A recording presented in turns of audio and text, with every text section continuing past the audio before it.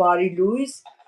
Հայաստանի հայություն, աշխարհի մյուս երկրների մյուս տեղերում էլ ճիշտն ասած չգիտեմ բարի կեսօր է, բարի երեկո է, համենայն դեպս բարև բոլորին աշխարհասփյուռ հայությանը։ Իրավունք է պահանջատիրություն հաղորդաշարի մեր հերթական հաղորդման հյուրն է ազգային ժողովրդավարական բևեռի խորհրդի անդամ, Modus Vivendi հետազոտական կազմակերպության ղեկավար, պատմաբան, դիվանագետ Արա Պապյանը։ Բարև ձեզ, պարոն Պապյան։ Բարև ձեզ։ Շատ հաճելի է այսօր ձեզ հետ ունենալ այս հարցազրույցը, վաղուց մենք միասին հարցազրույց չէինք արել եւ այս աշխարհաքաղաքական անցուդարձի այս թոհու բոհերի մեջ շատ կարեւոր է իմանալ ձեր անձնական նաեւ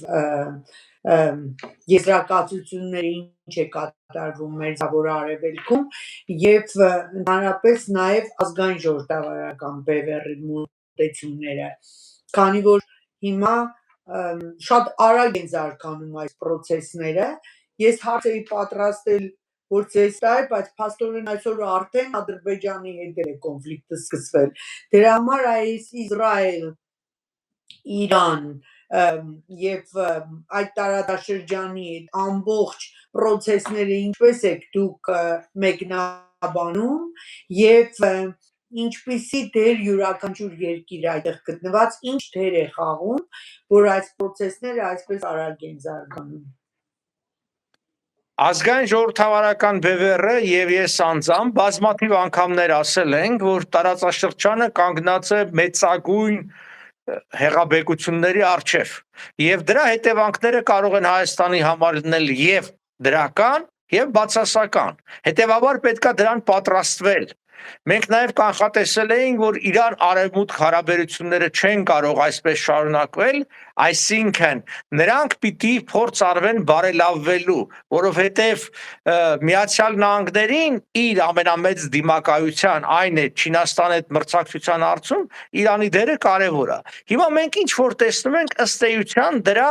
հերթական փուլն է, ես հույս ունեմ, որ վճռորոշ փուլը։ Հիշենք, որ անցյալ տարի հունիսին մի պատերազմ եղավ Իսրայել-Իրան պատերազմ, 12 օրյա այսպես կոչված պատերազմը, Իրանի միջուկային կարողություններին զգալի վնաս հասցվեցին, ինչ որ բաներ էլի տեղի ունեցավ, բայց այդ վարչախումբը մնաց։ Եվ հիմա երկրորդ փորձն է։ Եթե այս գործընթացը երկարեց կամ չբերեց մեծ փոփոխություններից, մեծ փոփոխություն ասելով ես նկատեմ առնվազն քաղաքականության փոփոխության, եթե ոչ իշխանափոխության, ապա այն նորից կկրկնվի։ Հիմա Իրանը բնականաբար հասկանում է, որ ինքը չի կարող դիմակայել հսկայական ռազմական ուժին, հետևաբար փորձ է անում այս ռազմական բախումի կամ պատերազմի ընդգրկվածությունը ավելի մեծացնել։ Հարվածները տարբեր արաբական երկրների, Միացյալ Էմիրություններ, Կատար, Բահրեյն եւ այլն, հենց դրան են ուղղված, որպեսզի այդ արաբական փոքր երկրները, փոքրից փոքր տարածքով, կարողություններով հաճախ մեծ երկրներ, օրինակ Կատարի ֆինանսական հնարավորությունները հսկայական, նրանք ներքաշեն պատերազմին, այսինքն նրանք պատասխան հարված տան, որտեվ Իրանի վերնախավը լավ է հասկանում, որ պարսիկ ժողովուրդը եւ իրանցիներն ընդհանրապես արաբների նկատմամբ մեղմ ասած վատ են տրամադրված, ունեն պատմական դիմակայություն եւ եթե արաբները հարված են, ապա հնարավոր է որ ժողովուրդը համախմբվի իշխանության շուրջ, ասի արդ հայրենիքը վտանգի մեջ է, ինչպես մենք ենք չի հաճախ ասում, որ եթե դրսից ինչ որ վտանգ կա, հարված կա եւ դա մենք դահել ենք, մեր հակասությունները դնում ենք մի կողմ, եկեք արտաքին վտանգին դիմակայենք։ Եվ քանի որ հիմա ժողովուրդ Իրանի ժողովուրդը Միացյալ Նահանգների եւ ինչքան էլ տարօրինակ է Իսրայելի նկատմամբ դրական է տրամադրված, իրանք են կոչ անում դեռևս հարվածել, որովհետև դա ընկալում են որպես աջակցություն։ Սա չի հանդիսանում առիթ համախմբվելու։ Հիմա այս հարվածներն է կատարվում։ Այդ թվում նաև ասեմ Ադրբեջանի նկատմամբ։ Եվ այստեղ մեկնաբանությունները շատ տարօրինակ էր այն առումով, որ պաշտոնապես արտգործնախարարությունը հերքում է, որ իրենք չեն հարվածել, բայց կարծես թե հարված ասել են ամեն դեպքում հավանականությունը կա կամ Թուրքիան ու Ադրբեջան այո Նախիջևանի կողմը իրենք ժխտեցին, բայց Բաքու Ջեյհանը երևի արդեն են հարվածել, չէ։ Դե ամեն դեպքում հիմա տեսեք նախորդ պատերազմի ժամանակ ակնհայտ էր, որ Ադրբեջանի տարածքից դրոններ հեռարձակվել են եւ մենք է նույն Իրանին բազմից ասել ենք, եթե Ադրբեջանը գնում է օրինակի համար 2000 կիլոմետր թռչող դրոններ, դա հաստատ Հայաստանի դեմ չի ուղղված, էլի, որտեվ մենք այդ խորությունը չունենք, ուրեմն այդտեղից եզրակացում համար է։ Մյուս կողմից սա զուգորդելով Իրանի պաշտոնական քարոզչության հետ դասագրքերում արկա պատմական զեղծարարություններն ակնհայտ է, որ Ադրբեջանը հավակնություններ ունի նաև Իրանի տարածքի նկատմամբ, ոչ միայն մեր տարածքի նկատմամբ։ Հետևաբար այս առիթից օգտվել են։ Մեզ համար սա մեծագույն վտանգների եւ մեծագույն հնարավորությունների ժամանակաշրջան է։ Եթե Իրանը Այս հարցն է ուզում տալ ձեզ, պարոն Պապյան, արդյոք մենք չենք մնացի այս ամեն ինչից, ինչ վտանգը կա հնարավորություններ եւ վտանգը կա այն պատճառով, որ Հայաստանի ներկա այսպես կոչված իշխանությունները իրանց քաղաքականությունը խարսխում էին Ալիևի բարի կամքի վրա, որ տեսեք մենք Ալիևին ինչ որ ուզում տալիս ենք, ինչու ինքը պիտի պատերազմ սանձազերծի Հայաստանի նկատմամբ։ Բայց հիմա ասած ինչպես Նիկոլ Փաշինյանը ասում, իրավիճակը փոխվել եւ Ալիևը կարող է ասի, որ գիտեք, իրավիճակը փոխվել եւ չգիտեմ, ես չպետք է սպասեմ դուք այդ մինչև միջանց տրամադրեք, մինչև այս թղթերը լինի, մինչև չգիտեմ վավերացում, բան այդ ստորագրված ամեն ինչը, ես զորք եմ մտցնում օրինակի համար Սյունիք կամարան, որտեվ ինձ պետքա պատրաստվել Իրանի դեմ պատերազմ եւ այլն, այսինքն պատրվակը կարող է լինել։ Մյուս կողմից Հայաստանի իշխանությունները ապավինելով Ալիևի խոսքին բնականաբար չեն կարողացել եւ ընդհանրապես իրենք այդ իրանց ապիկարությունն է երկրի պաշտպանունակությունը ուժեղացնել, ընդհակառակը մենք տեսնում ենք, որ քայլերը ուղղված են թուլացման։ Օրինակ, եթե 235 դպրոց են փակում, որոնցից 15-ը այդ մի բնակավայրում մի դպրոց կա, այսինքն բնակավայրերն են փակում, իսկ այդ բնակավայրերի մեծ մասը սահմանամերձ գյուղեր են, այդ նշանակում ոչ թե պաշտպանունակությունն են ուժեղացնում, այլ թուլացնում։ Հետևաբար մեզ համար շատ կարևոր է, որ այս ամբողջը արագ տեղի ունենա եւ արագ իշխանափոխություն տեղի ունենա։ Հիմա երբ որ նայում ենք մարդկանց կարծիքներին, այսպես ծայրահեղ տեսակետները շատ են, ոմանք կա, որ չգիտեմ ինչու համարում են, որ այս վարչախմբի իշխանության մնալը Հայաստան նպաստավոր է, ես կարող եմ անդրադառնալ եւ փաստերով ցույց տալ, որ փոփոխությունները մեզ համար նպաստավոր են։ Մենք պիտի հետևություններից եզրակացություն արենք եւ ոչ թե հուզական ինչ որ դատողություններ։ Եթե կուզեք ես անդրադառնամ այդ շատ է կարծիք այն մասին, որ շատ վատ է, որ Ամերիկան սանձազերծել է այսպես ասած պատերազմը եւ հատկապես հայության։ Այստեղ էլ ես շատ եմ լսում եւ Հայաստանից էլ եմ լսում։ Արդյոք Իրանի, ասենք, այդ վարչախումբը կրոնական եթե գնա, այդքան վատ է լինելու։ Գուցե ավելի լավ։ Տեսեք, խնդիրն ինչն է, չգիտես ինչի հայությունը շատերը, չասենք հայությունը, այլ հայերի մեջ շատերը նույնացնում են Իրանի վարչախումբը եւ ասենք Իրանի ժողովուրդը կամ Իրան պետությունը, այդպես չի։ Հենց նույն իրանցիները գոնե իրենց մեծամասնությամբ ուզում են այդ իշխանափոխությունը եւ դա ակնհայտ է, որևէ մեկը դա չի կարող շեշտել։ Եվ այդ նույն ժողովուրդն ուզում է, որ դրսից աջակցություն լինի այդ նույն Միացյալ Նահանգներ Իսրայել տեսքով, ինչու, որտեղ բռնատիրության դեմ հնարավոր չի պայքարել, երբ որ քո ուժը չի ներում։ Գիտեք, այդ հեքիաթները, որ կա բռնատիրությունը կարող է քվեարկությամբ փոխվել եւ այլն, չի լինում։ Այսինքն ես գոնե 60-70-ականներից հիշում եմ սովետական միության ժամանակ որևէ մեկը չէր պարտադրում գնալ եւ քվեարկել այդ իշխանության օգտին, բայց այսինքն իմ այսպես ասած հարազատ տարիքովները հավաքում էին բոլոր այդ քվեաթերթիկները, գնում էին առավոտ շուտ գցում էին քվեաթերթը տուփի մեջ եւ ընտրում էին այդ ներկայացին ում որ իշխանությունն ինչու որտեվ այդ վախը արդեն սերմանվել էր 20-30-ական թվականներից եւ այդ ամբողջը կար։ Հետևաբար այն որ ասում են բռնատիրության ժամանակ բանը արդարությունը պիտի որոշակի ուժ ունենա։ Հիմա եկեք տեսնենք արդյոք եթե տեղի է ունենում իշխանափոխություն, այսինքն Իրանի ժողովուրդը ինքը որոշում է, որ պիտի այլ տիպի ինքը հասարակարգ ստեղծի։ Դա Հայաստանին վնասակար է թե օգտակար։ Այսինքն մենք որ ասում ենք իշխանափոխություն նկատի ունենք, որ դրանից հետո բնականաբար տեղի ունենում ԱՄՆ Իրան-Արևմուտք հարաբերությունների բարելավում։ Դա ակնհայտ այսինքն։ Հյուսիս հարավ ճանապարհի հարցն էլ կլուծվի, չէ՞։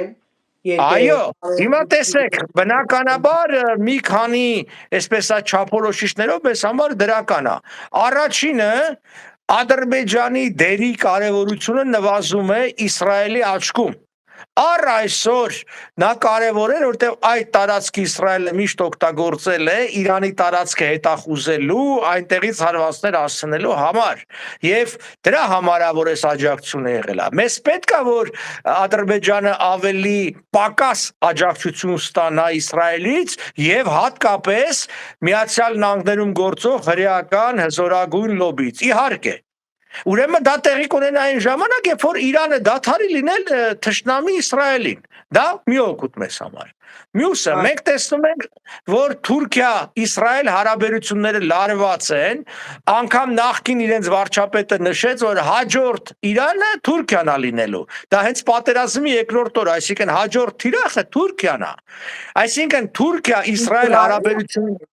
Այո, Իսրայելի նախկին վարչապետը նշեց, որ հաջորդ թիրախը լինելու է Թուրքիան, եւ դա ես հետևում եմ եւ իրենց տարբեր վերլուծաբաններին միանշանակ է եւ դա իդեպ նաեւ պաշտոնական տեսակետն է, պաշտոնական հետախուզության, որ Թուրքիան ավելի վտանգավոր է, քան Իրանը։ Հետևաբար Թուրքիայի նկատմամբ այդ բոլոր գործողությունները Թուրքիային շեղելու է կարողությունից Հարավային Կովկասում ավելի լուրջ միջամտություն իրականացնելու է թվում նաև ռազմական։ Հիմա ոնց որ Ռուսաստանը զբաղված լինելու Ուկրաինայում չի կարող Հարավային Կովկասը զորքով գրավի, որտեղ հաստատ զորքով մտե գրավել էր, եթե չլներ Ուկրաինայի խնդիրը։ Նույնն էլ Թուրքիան, եթե զբաղված լինի Իսրայելի ռազմաճակատում, լինի դա Բախում, թե չլինի այդ Բախումը, բայց արդեն այդ լարվածությունը իր բոլոր ռեսուրսները տանելու է այն կողմ։ Ես ուզում եմ հիշեցնել վերջերս ամերիկյան մամուլում մեր այսպես ասած ընկերներից մեկի եւ ամերիկյան հայտնի վերլուծաբան Մայքլ Ռուբինի հոդվածը շատ այն հստակ պատճառով որ առաջիկա 10 տարին կստատ նշեց մինչեւ 2036 թվականը Թուրքիան տրոհվելու է։ Սա ամերիկյան այդ Բոլտոն եւ այլն այդ թիմի տեսակետն է, որոնք գտնում են որ Թուրքիան այս տեսքով վտանգավոր է Միացյալ Նահանգների շահերի համար, որովհետեւ սա բերում է նրան որ անկառավարելի է դարել Թուրքիան հավակնություններ է ցուցաբերում, այդ ու նաև Իսրայելի նկատմամբ։ Ի վերջո պիտի հասկանանք Իրանի նկատմամբ այս քաղաքականությունը ամնի մեծապես խարսխված է Իրանի Իսրայելի նկատմամբ քաղաքականության, այդ թշնամական։ Հիմա նույնքան եւ ավել թշնամական է Թուրքիան։ Հետևաբար Ամերիկան այդ պիտի իր սլակ ուղղի Թուրքիայի դեմ, ինքը թույլ չի տալու, ինչպես Էրդողանն է ուզում, ինչպես ինքն ասում, ազատագրել Երուսաղեմը, վերականգնել խարիֆատը, որտեղ հիշենք 1517 թվականից մինչև 1924 թվական իսլամական աշխարհի առաջնորդ, այսինքն Սուլթան Խալիֆն էր, այսինքն Թուրքիան էր իսլամների առաջնորդը եւ Երուսաղեմը այստեղ կարևորագույն դեր ունի։ դրա մասին Էրդողանը բացահայտ է խոսել։ Հիմա մյուս օգուտը դա է, Թուրքիայի շեղումն է, այսինքն որ տեղի կունենա։ Ձեր նշած Հայաստանի տնտեսական օգուտը, մենք բազմիցս ենք նշել, որ հիմնական մրցակիցը Միացյալ Նահանգների Չինաստանն է, եւ այս բոլոր հակասությունները, լինի Ռուսաստանի դեմ, Իրանի դեմ, ածանցյալ են Չինաստանին զսպելու, Չինաստանին ավելի տնտեսապես խեղճացնելու։ Yes, այո։ Այո, այդ քաղաքական Այո, այդ որտեվ քանի որ Միացյալ Նահանգները հասկանում են, որ Չինաստանի դեմ ուղղակի պայքարը կամ պատերազմը անհնար է, հաշվի առնելով այդ երկրի տնտեսական, ռազմական, հատկապես դեմոգրաֆիկ հզորությունը, ուրեմն պիտի կտրեն ռեսուրսներից, մատակարարներից, ճանապարհներից, շուկաներից։ Դա ինչպես պիտի արվի, դա միայն չես կարող կտրել, դու պիտի այն ապրանքները, որոնք այսօր Չինաստանը մատակարարում, օրինակ Եվրոմիության շուկա կամ Միացյալ Նահանգներ, պիտի փոխարինվեն, այսինքն դրանք պիտի լինեն նույնքան եւ ավել որակով եւ նույնքան ու պակաս գնով։ Իսկ աշխարհում մի երկիր կա, որը կարող է փոխարինել Չինաստանին, դա Հնդկաստանն է։ Եվ դրանով է պայմանավորված Հնդկաստանի հետ Միացյալ Նահանգների այս սերտ քաղաքականությունը, թվում նաև Իսրայելի։ Հենց վերջերս էլ մենք տեսանք Իսրայել-Հնդկաստան այդ ջերմ հանդիպումները, Հնդկաստանի ղեկավարի այց այդ ամբողջը կա։ Հիմա իսկ դա հնարավոր է, այսինքն Հնդկաստան արևմուտք հարաբերությունները հնարավոր է այսօր ցամաքային կայուն վստահելի կարճ ճանապարհի արկայությամբ, որտեղ ծովային ճանապարհները Սուեզի ջրանցքը դա խճողված բարդ ճանապարհ է, Աֆրիկան շրջանցելը երկար է, դժվար է եւ նույնքան Ջիբրալթարի խնդիրն է այնտեղ ցամաքային։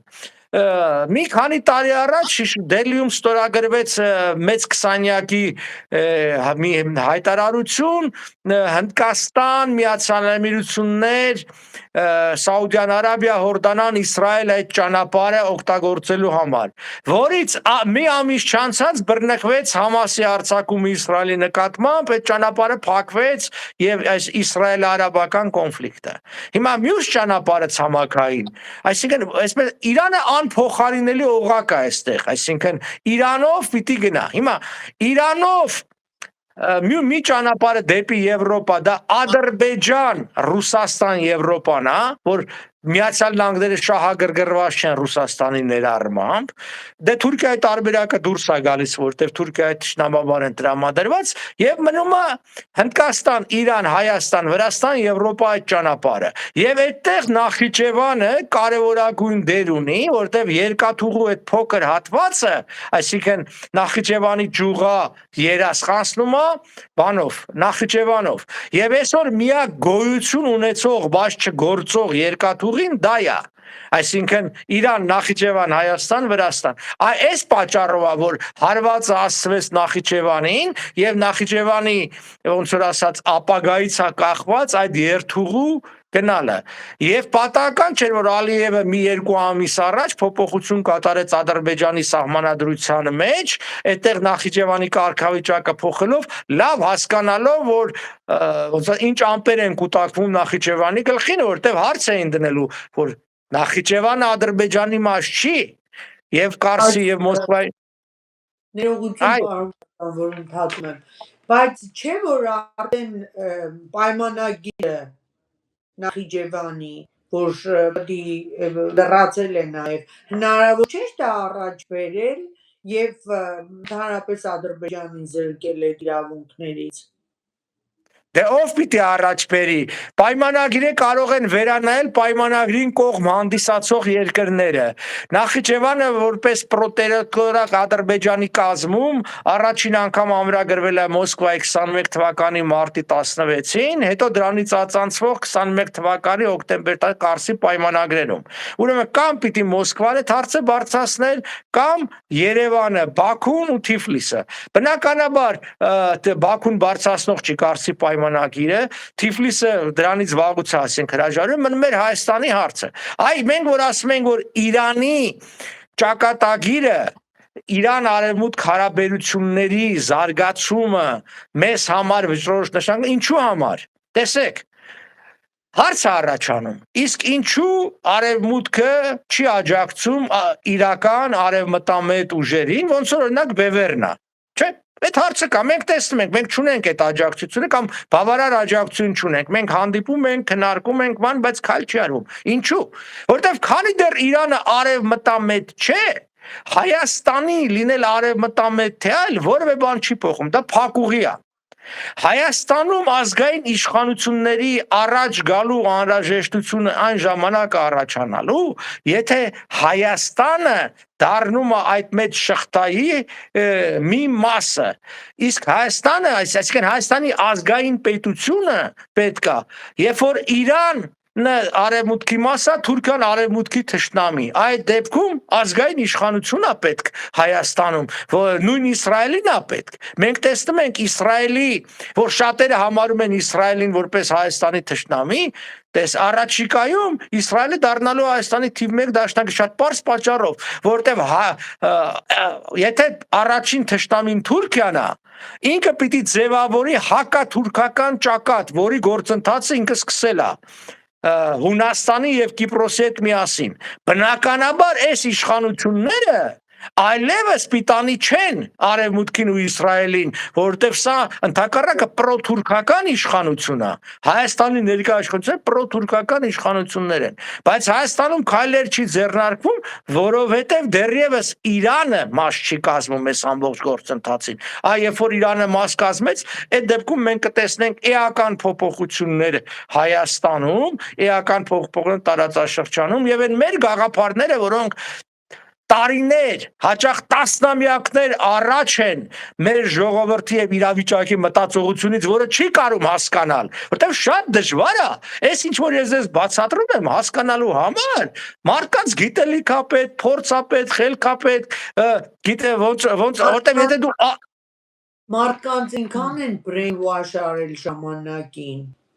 ընդհանրապես չեն խոսել ոչ Վիլսոնի իրավարար վճռից եւ ամբողջ իրադարձություններն ու պատմական տվյալները խեղաթյուրել են, պարոն Պապյան։ Հիմա մինչև հետ կա է ժողովուրդը, տեսնում եք, հիմա օրինակ հայերը ինչու են պաշտպանում Իրանի Իսլամական Հանրապետություն կամ կրոնական այդ կառավարության։ Որովհետև դուք ճիշտ եք, այո, ուղեղիները լվացել են, չեն հասկանում։ Իհարկե ուղեղները նախ այստեղ չհասկանալու պակա եւ չէ, քարոզչությունը ի վերջո առ այսօր Հայաստանում շատ ուժեղ է այդ ռուսական քարոզչությունը, որը կա։ Իսկ Ռուսաստանին ձեռ չի տալի Հայաստանի հարաբերությունների բարելավում արևմուտքի հետ կամ Իսրայելի հետ։ Եվ այստեղ էլ եմ կրկնում, քանի դեռ կա Իրան-Իսրայել հակամարտությունը, մենք երկվության առջև ենք կանգնած, որտեվ այո, մենք ուզում ենք Իսրայելի հետ լավ հարաբերություն, ուզում ենք առավել եւս Իրանի հետ լավ հարաբերություն ունենալ, բայց ներկա վարչախումբը դա չի կարող հենք հանգստանալ բոլորիս։ Դրա համար իշխանապողությունը մեզ ձեռ է տալիս, բայց առաջին հերթին Իրանի ժողովրդին է ձեռ տալիս։ Ես զարմացած եմ, որ հայերը, այն էլ Ամերիկայում, իրանք ուզում են լավ ապրեն, բայց չգիտես ինչու ատում են Իրանի ժողովրդին եւ ուզում են որ Իրանի ժողովուրդը տառապի իր հայրենիքի մեջ։ Եղբայր այդքան չկամությունը որտեղից է։ Թողեք այդ մարդիկ էլ ապրեն։ Իրանք փախեն են կներեք։ Այո։ Ասեք։ Հա, իրենք շատերը փախել են նման բռնատիրություններից, եկել են ազատ երկիր ապրելու,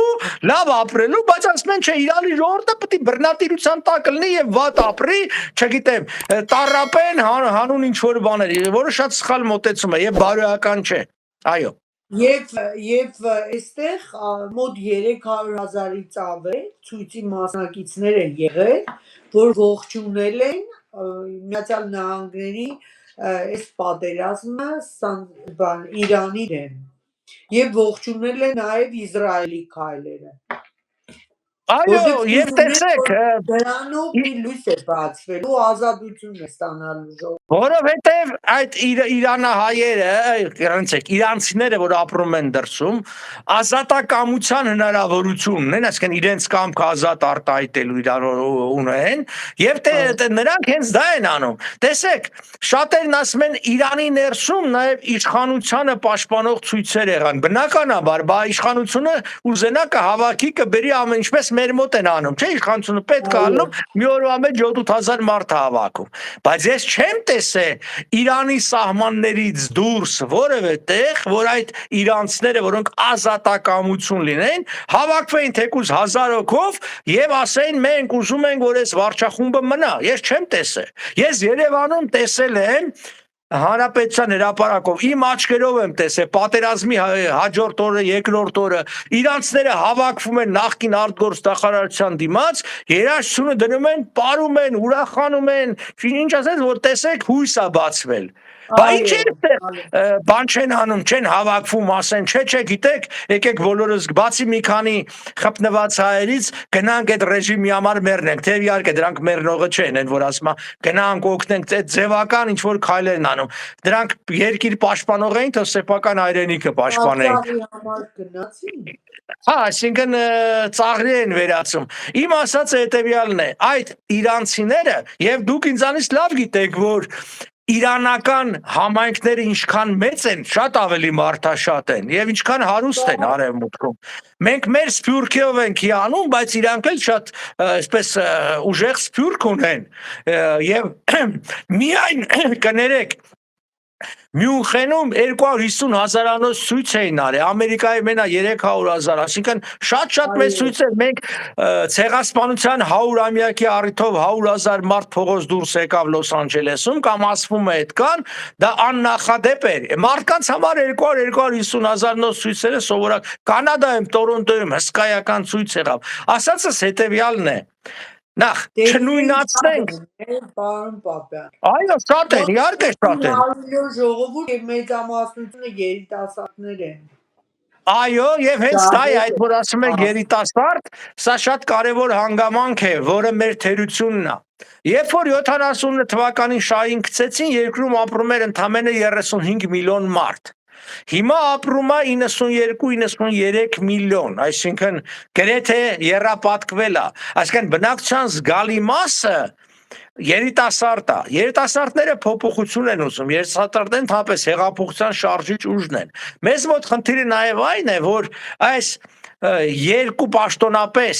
2 եւ 9 միլիոն, իսկ իրականության մեջ մի կես միլիոն էլ պակասանացրեք այդ ժողովրդից, որ 2.5 միլիոն կամ 2.4 մնացել է, սրանց 600,000-ը թոշակառու են։ Եվ ընդհանրապես հասարակությունը մեր ժողովրդագրական տեսանկյունից խոցելի է, այսինքն այդ երիտասարդությունը չկա, էլ չեմ ասում, մենք երկարատև պայքարի մեջ ենք, չէ՞, մենք 88 թվականից ինչ հրապարակներ դուրս ենք եկել, անընդհատ պայքարի մեջ ենք, արդեն Աստված գիտի քանի տարի է, կամ պատերազմ, կամ փողոցային պայքար, եւ գնալով նաեւ այդ ճնշումն է շատացել։ Հիմա մեզ համար այս ինչ որ տեղի է ունենում տարածաշրջանում հնարավորություն է, բայց այս հնարավորությունից օգտվելու համար դու պիտի պատրաստ լինես։ Ինչպես կյանքում մարդիկ լինում են, որ հնարավորություն է բացվում, օգտվում են եւ շահում են, բայց լինում են այլ մարդիկ, որ նույն հնարավորությունների դեպքում չեն կարողանում շահել, դեռ մի բան էլ կորցնում են։ Նույնն էլ ազգերն ու պետությունները։ Դրա համար ոնց որ ասած մենք տարիներ շարունակ պայքարել ենք, որպեսզի Հայաստանում առաջինը լինի սեփական պետության եւ ազգի շահերով առաջնորդվող իշխանություն, երկրորդը լինի կարողունակ պետություն, որտեվ կարող է եւ գիտեք ինչպես մարդիկ կա ցանկություններ ունեն, բայց դրա կարողությունը չունեն։ Ես կարողա շատ եմ ուզում ջութակ նվագել, բայց ես ջութակ նվագել չեմ կարող։ Ոչ դրա աստվածատուր շնորհքը ունեմ, ոչ դրա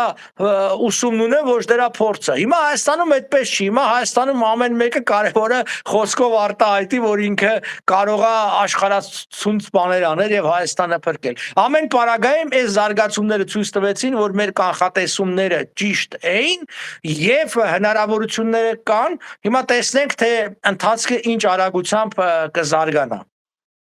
Պարոն Պապյան, այ օրինակ դուք ինչպես եք գնահատում Հայաստանի դիրքորոշումը կոնկրետ այս պարագայում։ Ինչ է ճիշտ է վարվում, սխալ է վարվում, ինչ կարող է անել, թե ինքը ոչ մի բանում այսպես չի կարողանա որևիցե մի ասենք թեկուզ հայտարարությամբ հանդես գա կամ ինչ որ մի ազդեցություն ունենա, ինչ երաշխիքներ ունենք, որ մի օր էլ այդ անօդաչուները մեր երկրի վրա չեն գցի։ Ինչ երաշխիք։ Իհարկե Հայաստանից շատ բան այստեղ կախված չի, երաշխիք էլ չունենք, որը երաշխիք չունենք, որովհետև գիտեք, դու պիտի պատրաստ լինես այս ամբողջից, որ քեզանից ինչ որ բան կախված լինի։ Բարես չկա, բայց կա պետական պատերազմից հետո ավելի ենք թուլացել, ոչինչ չենք այո պաշտպանակությունը։ Հարցնում են ինչ եք արել, ասում են զենք ենք արել։ Ուր է բայց։ Կներեք, ես զենքի առևտուրը նայեք, զենքի առևտուրը այնպիսի առևտուր չի, որ թաքուն եւ տակից արվի։ Դա միանշանակ է եւ Հայաստանը պարտավորություն ունի Վիեննայում կենտրոն կա այդ սովորական սպառազինությունների վերացնել, որին ամեն տարի հաշվետվություն է ներկայացում։ Գոյություն ունի նաեւ շվեդական Ստոկհոլմի պատերազմի եւ խաղաղության ինստիտուտը, որը համարում աշխարհում ամենահեղինակավոր կազմակերպությունը այս զենքի առուվաճառքի դրա վերաբերյալ։ Նրանց տվյալներով Հայաստանը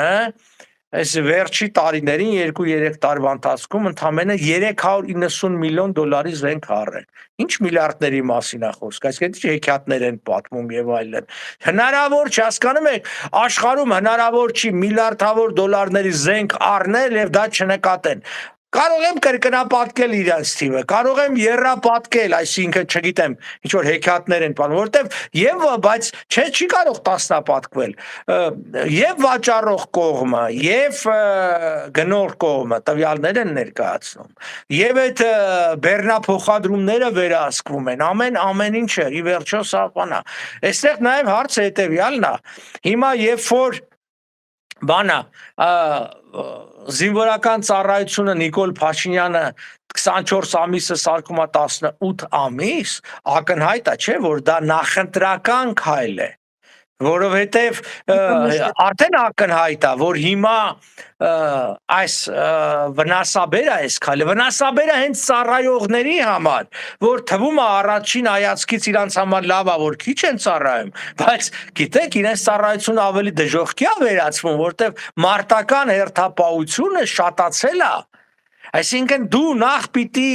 այդ վերահսկման վերաբերյալ նոր տեխնիկական միջոցներ դնես, տեխնոլոգիաներ, այլ միջոցներ, նոր կրճատես։ Դու չես կարող, որտեվ դա անում ես ի հաշիվ մյուսների, եւ հիմա էլ այսպես կոչված կարճաժամկետ զորահավաքներն են անում, որը ի դեպ իշխանությունը օգտագործում է իր քաղաքական հակառակորդներին, նրանք ում տարիքը ոնց որ ասած այդ զորավարժությունների համար, զորահավաքների համար համապատասխանում է նրանց բան անելու,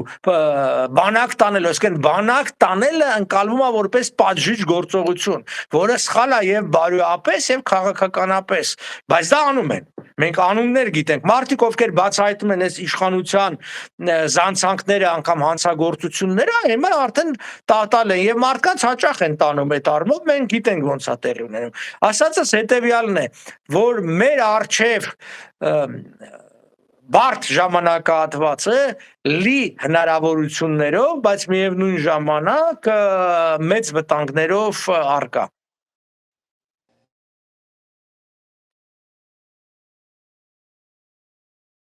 Կարող ենք հիմա մենք ինչ կանխատեսումներ ունեք դուք Հայաստանի հնարավորությունները արդյոք հնարավոր է որ Հայաստանի համար այսպես նպաստավոր պայմաններ ստեղծվեն։ Ինձ թվում է ամեն ինչ ավելի վատ է գնում, պարոն Պապյան։ Ցավոք սրտի առ այսօր շատ արագ է զարգանում, չենք իմանում, թե վաղը ինչ կարող լինի։ Այո, ցավոք սրտի առ այսօր վիճակը ավելի վատ է։ Մենք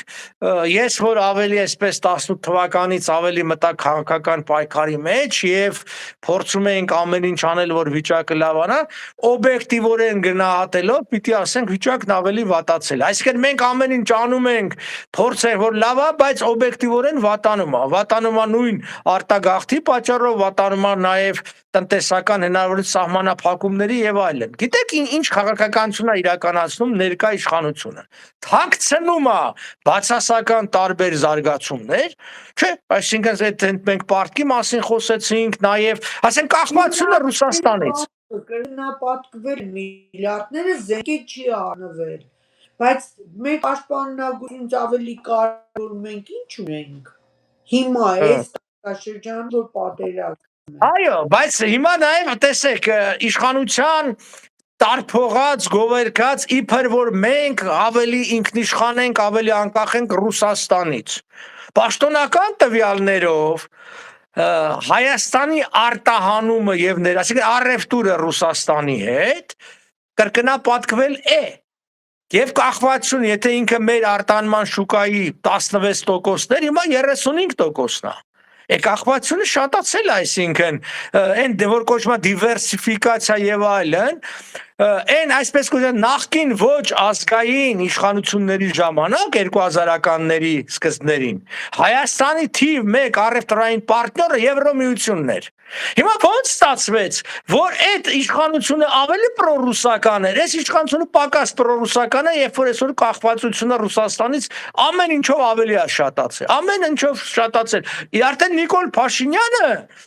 սկսել է հայտարարել, ես երբ եմ ասել, որ արևմուտք են գնում, ես այդպես բաներ չեմ ասել, ես միշտ էլ ասել եմ մենք Ռուսաստանի հետ ենք։ Այդ նույն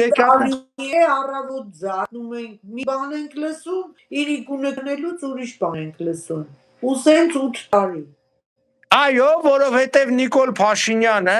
ինչպես ինքը 18 թվին ասեց, իզմեր չունի, ինքը չունի քաղաքական համոզումներ։ Ինքը պատեհապաշտ գործիչ է, գործիչ էլ չէ, պատեհապաշտ մարդ է իր համար, այսօր այսպես է հարմար, սա է ասում, մյուսն է, հետո ինքը բոլորին ասում է, այն ինչ որ ուզում են, եւ այս պատճառով է, որ ինքը բոլորին խոստանալով այն ինչ որ ուզում են, կարողացել է բոլորից աջակցություններ ստանալ կամ գոնե դրա ակնկալիք ունի ընտրությունների ժամանակ։ Կարողացել է մարդը հիմա խապել։ Շատերն ասում են, իսկ արևմուտքը չի տեսնում։ Այո, արևմուտքը չի տեսնում, որովհետեւ արևմուտքին այսօր սա է պետք, այսինքն այս վիճակը, ոնց որ ասած այսպես դե մինչև տեսնեն ինչ է ալնում։ Այդ արևմուտք կոչեցյալը պիտի հստակ հասկանալ, դա մարդկանց միջոցով է գործում։ Երբ որ ես մարդկանց ասում եմ, բա դուք ես ձեր ղեկավար X երկի եվրոպական կարևորագույն երկի, ասեն, խոսում ես մարդկանց հետ, նրա օգնականի հետ մեկի, ով որ Հայաստանի հարցով զեկուցող, ասում են, լսեք, մենք 20 երկրով ենք զբաղվում, որոնցից ասում են մեր ժամանակի 80%-ը գնում է Ուկրաինային, Հայաստանին ասում են 2 անգամ ամսվա մեջ 2 կարճ լուրի անդրադառնանք, թե չեն էլ վերնագրերը։ Իսկ ժամանակ չունենք խորանալու, դրա մեջ ինչա։ Ինչու, որտեվ Հայաստանը այսօր առաջնահերթություն չի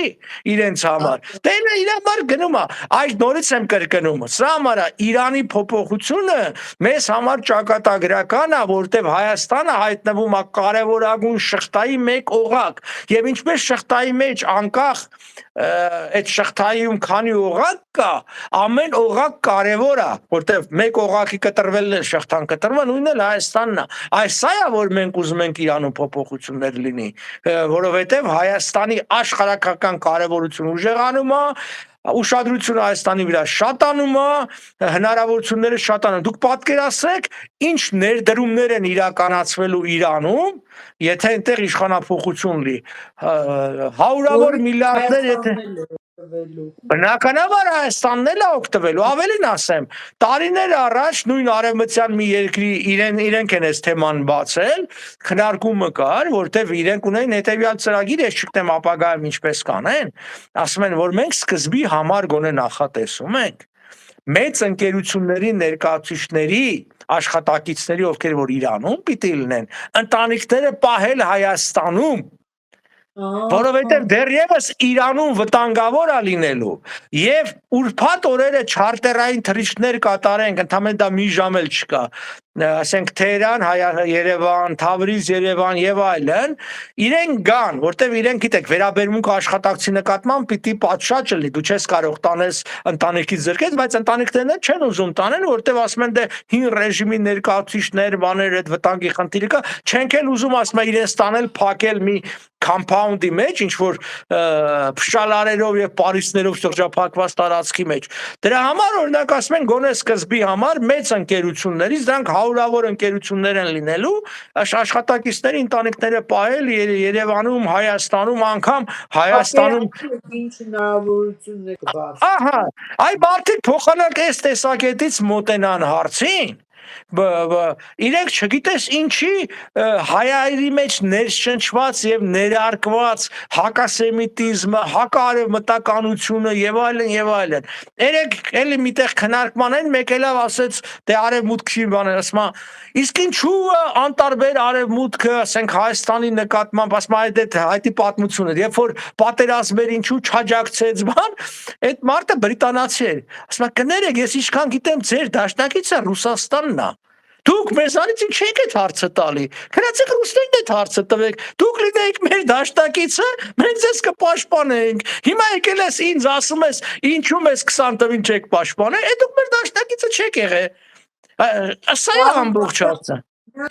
Այո։ Անուններով իհարկե չեմ ուզում ասել։ Այստեղ ապրող մարդիկ շատ լավ պայմաններում ապրում են, տնտեսապես շատ լավ, բայց իրենք չգիտեմ ինչու մի ավելորդ խոսք չեն ուզում Ռուսաստանի մասին ասել ու շատ կասկածանքով են վերաբերվում արևմուտքին ու հիմա որ Իրանի հետ հատակումները եւ այլն ասում տեսնում եք քանդում են Իրանը տեսել Հայաստանը կանեն Իրանը քանդվեց Հայաստան ոտի տակ եւ այլն արդյոք դրա մեջ ճշմարտություն կա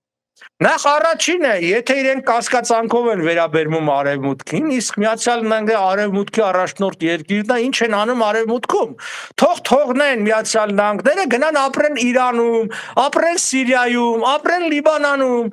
Այդ թողել են եկել են Ամերիկան եմ կրկնում։ Իրանք իրանց համար լավն են ուզում, ուրիշ համար վատն են, սա մեկ։ Հետո նախ ասեմ, այստեղի միջալով թող զգուշ լինեն։ Թրամփի իշխանությունները, այդ խոսակցությունները, այդ գրությունները կարա հիմք վերցնի իրանց զրկի կամ այդ գրին քարտերից կամ անգամ քաղաքացիությունից եւ երկրից վտարի։ Թող իրանք այտենց այդ եւ մենք նախադեպեր գիտենք արդեն։ Ճիշտ եւ կամ գոնե քննարկումները կան։ Այդպես ոնց որ ասած արևմուտքի ազատությունը վայելում եք ազատ խոսքի իրավունքը։ Մյուսներն հիմա կարան օրինակ նույն Թեհրանում որևէ մեկը այդ նույն ձևի քննադատեր սեփական իշխանություններին, ոնց որ Ամերիկայում ապրող Ամերիկայի իշխանություններին եւ կախաղանի չենթարկվեր։ Իհարկե ոչ։ 30-40 հազար մարդ են դրե գնդակահարել, 100,000 մարդ էլ վիրավորվել այս ցույցերի ժամանակ։ Ինչու են անում։ Այստեղ շատ պարզ է հարցը։ Կա անցյալի գործոնը, այդ մարդիկ լինի սփյուռքահայ կամ հայաստանցի, մեծ մասը դաստիարակվել են այն պրոպագանդիստական պատմագրությամբ, բան, որը եղել է։ Մենք էլ ենք այդ ձև դաստիարակվել, բայց եկել է ժամանակ հնարավորությունա բացվել, կարդացել ենք այլ գրքեր, հատկապես փաստաթղթեր, միքշել մտածել ենք, եկել ենք եզրակացել, որ չէ, այդպես չի եղել։ Այս մարդիկ չեն ուզում դրանով զբաղվեն, իրենք հաշտեն։ Մյուս կողմից մարդիկ հոգեբանորեն կապված են իրենց մանկության եւ երիտասարդության այդ ամբողջ բանը, իրենց բանանը։ Կա եւ երրորդը, նրանց մեջ կան նաեւ KGB-ի գործակալներ, կան ռուսական ազդեցության գործակալներ, որոնք եւ ժամանակին են եղել եւ հիմա էլ են եղել կան։ Իսկեն պետք չի անպայման մտածել, եթե այդ մարդը, չգիտեմ, հայաստանցի է, ուրեմն ազատ ինքը նաեւ ազատ է։ Չէ, շատ շատերը ենթակային այդ բան։ Մյուս կողմից նաև այսպես է, պետք է հասկանանք, որ դասական սփյուռքը միջին արևելքից է գնացել։ Իսկ միջին արևելքում ամեն ինչի ոնց որ ասած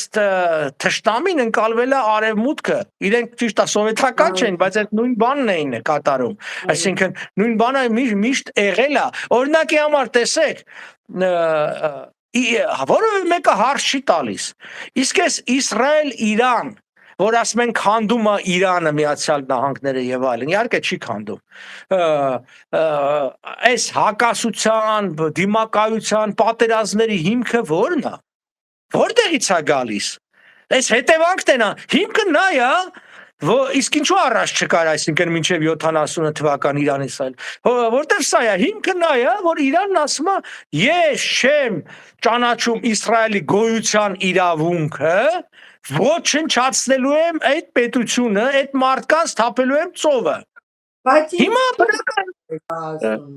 դա պաշտոնական տեսակետն է, չէ՞ Իրանի, այսինքն սիոնիստական ռեժիմի վերացումը, որ այդպես են կոչում։ Ահա։ Հիմա Ամերիկան էլ ասում է, լսեք, այս երկիրը որ ստեղծվել է պետական միջազգային իրավունքի հիման վրա, բոլոր երկրների համաձայնությամբ եւ սա է, որտեղ սա գոյության սահմանների հարցը չի, սահմանների հարցը կարելի է հազար ձև քննարկել, բայց ինքնին պետության գոյությունն է հարցականը։ Ես էլ դաշնակից եմ այս երկրին։ Ես պետք է դաշնակցին պաշտպանեմ, նաեւ իհարկե ներքին հարցեր կա, դա օրինակ հենց նույն դիմացը նոյեմբերին ընտրություններ են, բնականաբար հարց ավելի է սրվում։ Բայց այս ձևա չէ, ինչ են ուզում Իրանից։ Իրանց ասում են երկու բան։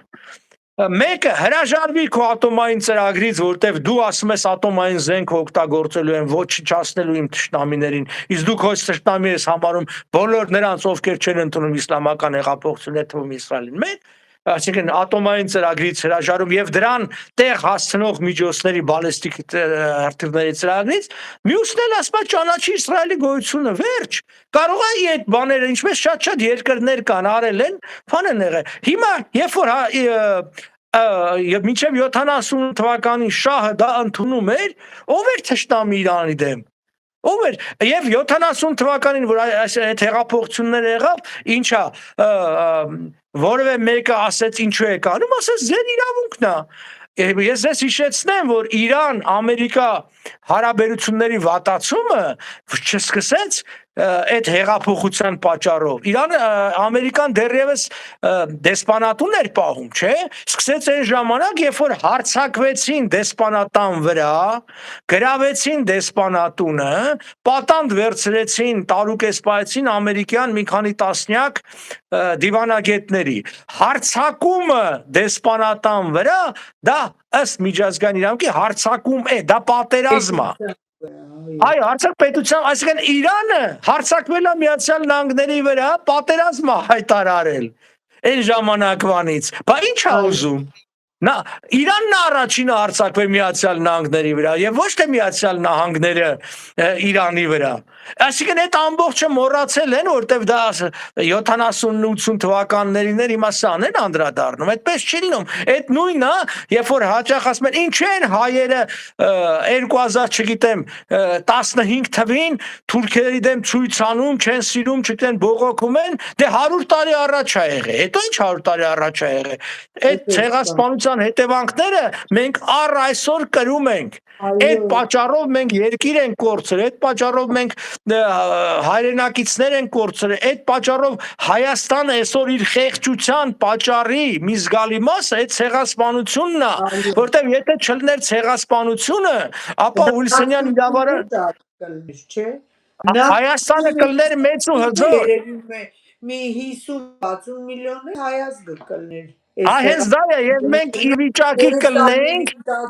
ամուսնային երեխեք ունենային, այդպիսի ազգել հզոր մենք կլնենք։ Այո, մենք կլնենք մեծ ու հզոր, մենք կկարողանայինք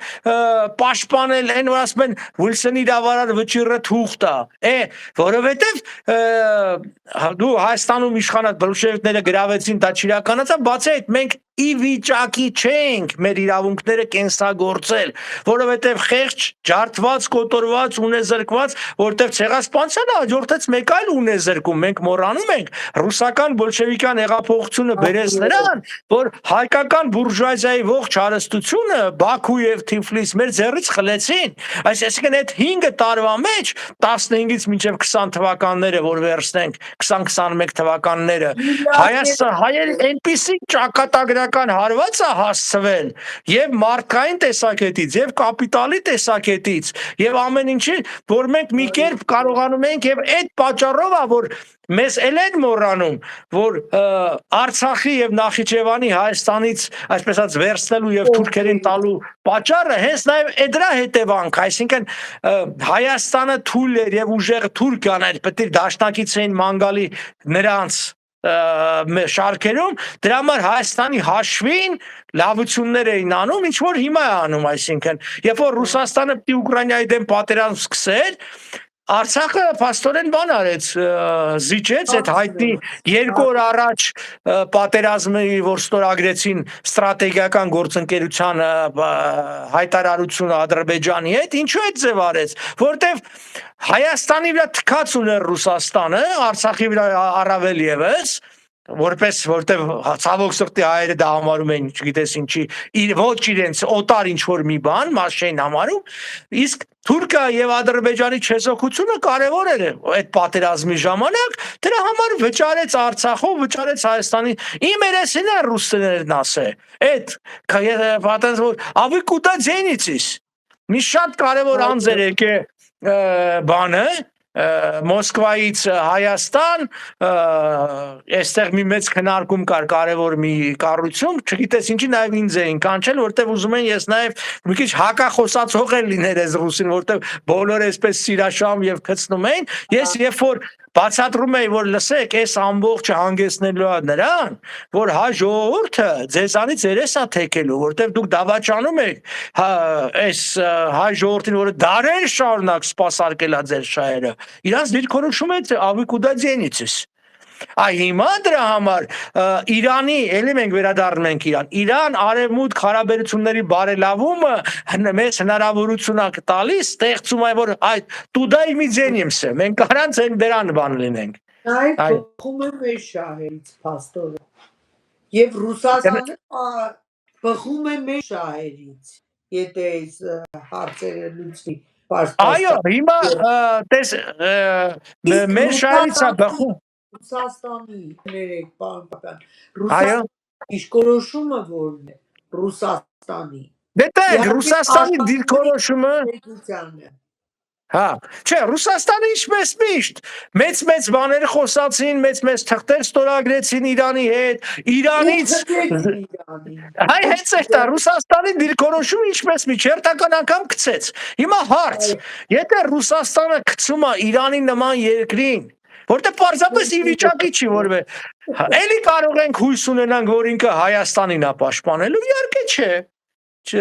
եկեք ընդունենք, որ այսօրվա Ռուսաստանը 19-րդ դարի Ռուսաստանը չի, 19-րդ դարի Ռուսաստանը մի քիչ, որը վերցել եմ լիքը, բոլոր այն հույսն ունեն, որ հլը ռուսը պետք է Արցախը վերցնի ու տա մեզ։ Ինչի համար, որն է Ռուսաստանի շահը։ Ես ասում, որ Ռուսաստանը շուտով պետք է պատերազմ հայտարարի Թուրքիային, եւ որ պետք է հայտարարի տվեց Արցախը։ Նայեք, երբ որ կային էլի, ինձ էլ ասել են մինչև այս ամբողջ բանը, լավ հիշում եմ, մի Սփյուռք հայ ասում էր, օրը Ռուսաստանը մեր հողերը պիտի Թուրքիային վերցնի, մեզի պիտի տա։ Ասում եմ, լսեք, այսօր ունի վերցրած Նախիջևանն ու Արցախը, չէ՞։ Թող հիմա սրանք տա, այն էլ հետո կվերցնի, այսինքն սրանք, երբ որ Արցախը 100%, իսկ անգամ 88 թվից առաջ 78%, իսկ 1920-ականներին 97 հայերով բնակեցված, ամեն առումով եւ իրավունքով եւ պատմական Հայաստան էր, հայերին չտվեց, հիմա ինչի պետք է նախ վերցնի, դա երկրորդը ո՞նց է վերցնելու դա, իրանք գիտեն, որ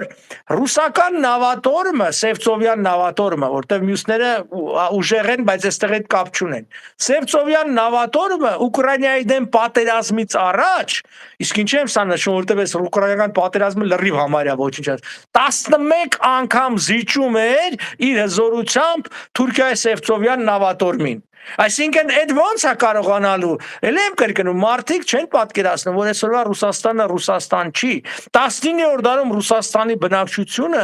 մի 3-4 անգամ ավելի շատ էր, քան Օսմանյան կայսրության բնակչությունը,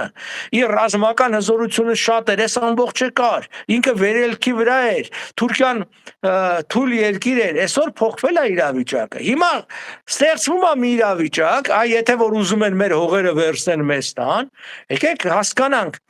որ երկիրն է այսօր ի վիճակի, չեմ ասում կուզի, կուզելը դեռ դնենք մի կողմ, ի վիճակի ջախջախել Թուրքիային, դա հնարավոր է միայն Միացյալ Նահանգները,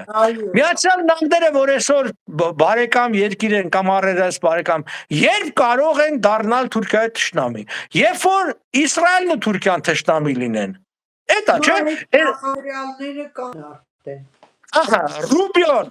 Ռուբիոն չհայտարարեց, որ մենք Իրանի վրա հարձակվեցինք, որովհետև վտանգ կար, որ Իրանը հարձակվելու է Իսրայելի վրա։ Հենց Ռուբիոն հայտարարել, թե Թրամփ ուրիշ բան է ասում, Ռուբիոն ուրիշ բան է։ Հիմա շանս է ստեղծվում, ու ես երբ որ խոսում եմ Ուլսենյան իրավարար վճռի մասին, շատ անուղեղներ չեն հասկանում, ասում են մենք չենք կարող։ Իսկ ով ասեց, որ ես ասել եմ մենք պիտի դա անենք։ Ես ասում եմ մենք ունենք այս հնարավորությունը, սա պահենք, մարկանց պատրաստենք, երբ որ պետք կգա իրենց շահերի համար լեգիտիմացնել, օրինական հիմք դնել Թուրքիայի քայքայման տակ, բնականաբար գործոններից մեկը քրդական գործոնի հետ միասին իրավական փաթեթն ալնել Ուիլսենյան, որտեղ նույն Միացյալ Նահանգները եթե պիտի պաշտպանեն Իսրայելին, իրենք պիտի սեփական ժողովրդին էլ ցույց տան, ասեն իսկ ինչի համար են անում, եւ բացահայտ ասել, որ մենք Իսրայելին պաշտպանելու համար ենք անում, որը էլ ասում են եւ պետք է ասեն, բայց խնդիրը պիտի ասեն, որ մենք պարտավորություններ ունենք, մեր մեծ կնիքով ստորագրած մենք այս պարտավորությունն ունենք հայ ժողովրդի նկատմամբ եւ հանուն հայ ժողովրդի մենք սա ենք անում, կեցե հայ ժողովուրդը, կեցե այս բանը, չեն հասկանում մարդիկ տարական բանը եւ մարդկից բարոն Պապյան, իհարկե անելու են, եթե չէ, նայեք աշխարհում ոչինչ չի տրվում հենց այնպես։ Մագի ջան, դու մենք պետք է Արկ Աստծո քո կյանքում հաջողությունների ես ասել, շատ ուրախ ենք դրա համար։ Բայց եթե դու չանեիր, դու ջանքեր չդներ այդ քո կյանքի մեջ, դու այդքան չաշխատեր, չտառապեր, չփորձեր, կհասներ, նստեր, սպասեր, թե երկնքից քեզ պիտի հաջողության դուռ բացվի, չենի։ Բա հայերը իրանք հերիք չեն ուզում բան անեն։ Անողներն էլ անուն են կպցնում։ Անունները չէ, անողներին էլ ինձ, քեզ, մյուսին անուն են կպցնում։ Հա, փնովում են, խանգարում են, ծաղրում են։ Դուք հասկանում եք, մենք ստորության այն մակարդակին ենք հասել մեր մեջ որոշ մարդիկ, որ ծաղրում են սեփական ժողովրդի իրավունքները։ Ուրիշ երկրներ հելնում են Ադրբեջանը, մյուսնա, չգիտեմ, մի երկիր, պարոն Պապյան, դիլսի ջիրը ծաղրի չի ենթարկում, ինչպես հայ ժողովուրդը, հիմա մի քիչ շնորհիվ ձեզ, Բևեռի, այս ազգային գաղափարախոսությունը մեջտեղ բերելու, լիքը մարդիկ արդեն հասկանում են ինչն ինչոց է, որովհետև ժամանակին է Վիլսոնի իրավարար վճռի մասին ռուսները սկիթեն էլ թողել, որ մի բան խոսվի, այդ դրա համար։ Այո, չէ, եւ պատահական չի, որ այդ վճիռը ամբողջությամբ երբեք չէր տպագրվել մինչեւ 2011 թիվը, երբ որ ես դա տպեցի, դա էլ արծա առաջանում։ Ով էր շեղում նույն Սփյուռքին բուն պահանջատիրական պայքարից եւ պահանջատիրությունը նույնականացվել էր ցեղասպանության ճանաչման հետ։ Դա էլ ուրիշ հարց է, որովհետեւ երբ որ մենք ուսում Դե շեղում էին, որովհետև նույն, ասենք, նույն Մոսկվան, նույն բանեն ձեռնատու չէր խոսալ իրավական փաթեթի մասին, այլ պետք էր ցեղասպանության գործոնը առաջ մղել, որը ցավալի եւ էմոցիոնալ է, մարդիկ դրա հետ կապվելու էին, բայց լայն առումով դրանից որևէ իրավունք չէր բխելու։ Շատերին թվում էին, որ ասում են, եթե ճանաչի, մեր հողերը հետ կտա։ Այսինքն անգամ դրա բանի վրա էին, այդ սխալ մոտեցումը բայց վերադարձնի։ Հետևաբար պիտի պահանջատիրության հարցը առաջ տարվի։ Այո, կարող է չճանաչի եւ ինձ 1000 տարի Թուրքիայի ճանաչումը պետք չի, ինձ պետքա աշխարհի հզորագույններին համոզել, որ իրանց պետքա թույլ եւ տրոված Թուրքիա եւ պետքա մեծ ու հզոր Հայաստան։ Եվ քանի որ դա մենք ինքնուրույն չենք կարող անել, իսկ Հայաստանը այս սահմաններում, այս վիճակում չի կարող գոյատևել, ես ասել եմ, կրկնում եմ իմիս խոսքերը, որ Հայաստանը պիտի հայրենիքի կորցնելու, այսպես ասած, այո, Հայաստանը պիտի լի կամ մեծ ու հզոր կամ չի լինի։ Այն պատրանքը, որ իբր թե Հայաստանը այս 29000-ով կարա գոյատևի, հնարավոր չի։ ՍՍՄ տարիներին Հայաստանը տնտեսական զարգացություն է ունեցել, որտեղ Հայաստանի սահմանները այլ են եղել։ Շատերը մոռանում են, որ Հայաստանը 29000 չէր, Հայաստանը 17 միլիոն քառակուսի կիլոմետրանոց ՍՍՀ մաս էր, դրա մի Դրա մի Եվ բաղադրիչն է։ ինտեգրացիոն կապերով կապված են եղել բոլոր Այո, ինքը մի այդ պետության իրարել։ մեծ մասնիկ էր։ Այն պահին, երբ որ այդ կապերը խզվեց, Հայաստանի տնտեսական անկումը սկսեց, որտեվ երբ որ դու ելք չունես դեպի ծով, ելք, ոչ թե ծովեզերք, դու արդեն դատապարտված ես։ Աշխարհում 33 երկիր կա, որ ելք չունի դեպի ծով։ Եվ այդ 33 երկրները, եթե համեմատում ես հարևանների մյուսը, տնտեսապես եւ ռազմականապես շատ ավելի խոցելի են։ Ես ուշադրություն, ես ասում եմ ելք չունեցող, չեմ ասում ծով, որտեվ Շվեյցարիան ելք չունի, Ավստրիան ելք չունի, կներեք, ծովեզերք չունի, բայց ելք ունի։ Իսկ մենք այդ ելքը չունենք, որովհետև մեր այդ միակ ելքը Վրաստանի վրայով է, այդ էլ երբեմն փակվում է, երբեմն բացվում է։ Այս է հարցը, երբ որ նույն Ուիլսոնը Լարսը փակել է։ Դե հենց էտա, երբ որ Ուիլսոնը որոշեց Տրապիզոնի նահանգի մի մասը տալ Հայաստանին, ոչ թե այն պատճառով, որ Տրապիզոնը դիտարկվել է որպես հայկական նահանգ, ոչ, այլ այն պատճառով, նա ասում է, քանի որ մենք ելք չենք տալիս միջերկրական ծով եւ հայերից իրանց հայրենիքի մեծ մասը, սա էլ են մոռանում, մեծ մասը հայերից խլում ենք տալիս ենք թուրքերին, որտեվ այդ վճիռը մեր հայրենիքի փոքր մասը 40%-ը մեզ տվեց։ Հետևաբար մենք պիտի կենսունակ երկրի համար viable state, պիտի Հայաստանին ելք տանք դեպի ծով, ելք դեպի Սև ծով հայկական նավահանգիստներով եւ ելք դեպի տարբեր ծովեր, որպես էքստերիտորիալ նավահանգստով։ Շատերը մոռանում են, որ օրինակ նույն Այաս նավահանգիստը ներկայիս Թուրքիայում եւ Հայֆա նավահանգիստը Իսրայելում, այդտեղ Հայաստանը տերիտորիալ սեփականություն ուներ ըստ այդ նույն իրավարար վճի եւ ելք դեպի ծով եւ դրանց կապող երկաթուղին եւս պիտի լիներ հայկական սեփականություն, այսինքն կենսունակության պարամետրեր ա պետք։ Այս մարդիկ, քանի որ երկիրը կառավարում են միայն, այսինքն ընտրությունից ընտրություն եւ հանուն ընտրությունների, ընտրական խոստումներով կառավարում են եւ սանով էլ կարծում են երկիրը բանա։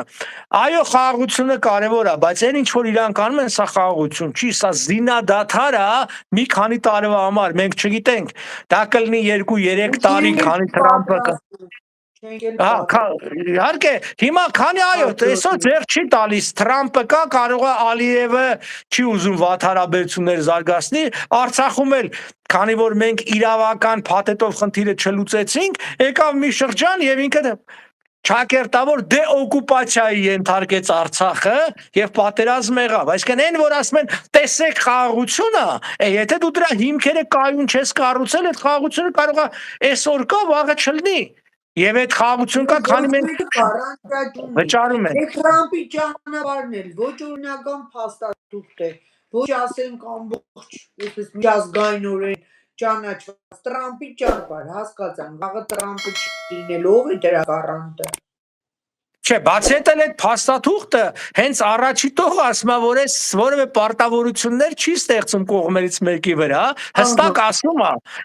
այդ իրավական փաստաթուղթ չի, բացի այդ, այդտեղ ամերիկյան մասնավոր ընկերությունը, Trip Development Company-ն, մասնավոր ընկերությունը պիտի զբաղվի ճանապարհի կարգավորմամբ, այնտեղ իրականացնի գործառույթներ եւ այլն, այնտեղ որևէ այլ բան չկա, ասինքն դրա մասին։ Իսկ որ փորձում են ներկայացնել իբր այն ապաշրջափակումը Հայաստանը, ոնց կարող է մի ճանապարհ, մի միջանցք, եւ դա միջանցք է, որ իրանց մեր վերահսկողության տակ չի, ասկեն Ադրբեջանի մի հատված, Ադրբեջանի մյուս հատվածին կապող այդ անցուղին, որտեղ մենք մուտք չունենք, ես որպես Հայաստանի քաղաքացի մյուսը չեն էլ կարող մտնել, դա ապաշրջափակի Հայաստանը, որպես ինչ ապաշրջափակելու Հայաստանը, այսինքն ոնց է ապաշրջափակելու, այ ապաշրջափակել են դեպքում կլինի, երբ որ Հայաստանը կհայտնվի, կրկնում եմ, Իրան, Հայաստան, Վրաստան այդ միջանցքի վրա եւ այդտեղ պիտի լուծվի Նախիջևանի հարցը, սա է հարցը։ Քանի որ մեր ժամանակն էլ ոնց որ արդեն վերջանում մի երկու խոսքել այդ Մոսկվայում դատավարության վերաբերյալ Վիլսոնի իրավարար վճռի որևէ ինֆորմացիա ունեք, ինձ համար շատ հետաքրքիր է, որտեղ այն օր ես լսում էի, որ ասում են Վիլսոնի իրավարար վճիռը ոչ թե 160,000 քառակուսի կիլոմետրի մասին, այլ ավել է 200,000, ինչ,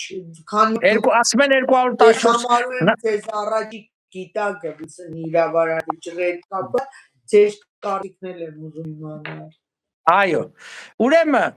այդ թյուրիմացության հետևանքը 214,000-ը 200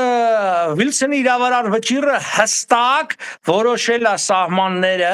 եւ այն 162-ից 165,000 քառակուսի կիլոմետրի մասին է խոսքը, դա միանշանակ է։ 214,000-ը գալիս է այն տեղեբանից, գրությունից, ազգերի լիգարի քարտուղարության կողմից տպած Հայաստանի Հանրապետության իշխանության կողմից ներկայացրած փաստաթղթի հիման վրա, որտեղ ասվում է հետևանքը, այդ փաստաթուղթը մինչև վճիռի կայացումն է եղել, որ քանի որ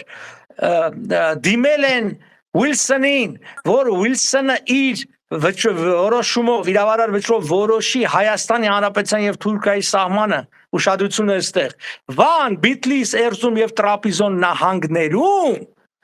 ապա Հայաստանի սահմանը ենթադրաբար 214,000, այսինքն իրենք վերցրել են այդ բոլոր 4 նահանգների ամբողջ տարածքը, կրկնում եմ, ամբողջ տարածքը գումարել են Հայաստանի տարածքին, այդտեղից առաջանում։ Իսկ Ուիլսոնի իրավարար վճիռը, երբ որ որոշումը կայացվել է ուժի մեջ համատեղ, այդտեղ ասենք Տրապիզոնի նահանգի կարծեմ 61%-ն է, Բիթլիսի նահանգի էլի 60, այսինքն այդ 214-ից հանված է այդ, օրինակ Վանի նահանգի ամբողջ հարավը, Սղերտը եւ բանը դուրս է։ Այսինքն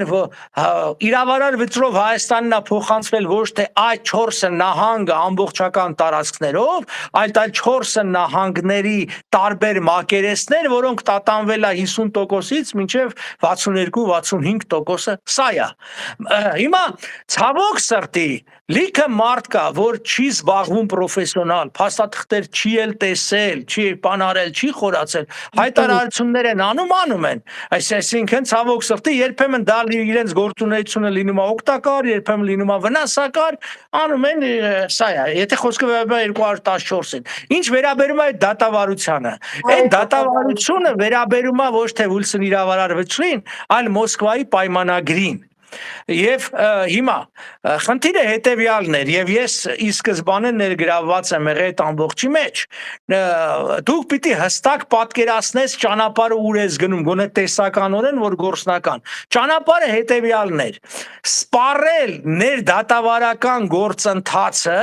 ասենք տվյալ երկրում, հիմա ասենք Ռուսաստանում, որպիսի հնարավորություն լինի դիմելու մարդու իրավունքների եվրոպական դատարան։ Սա ուզում եմ շեշտել, մարդու իրավունքների եվրոպական դատարան, որտեղ ՄԱԿ եւ այլուր չի կարող անհատը դիմել։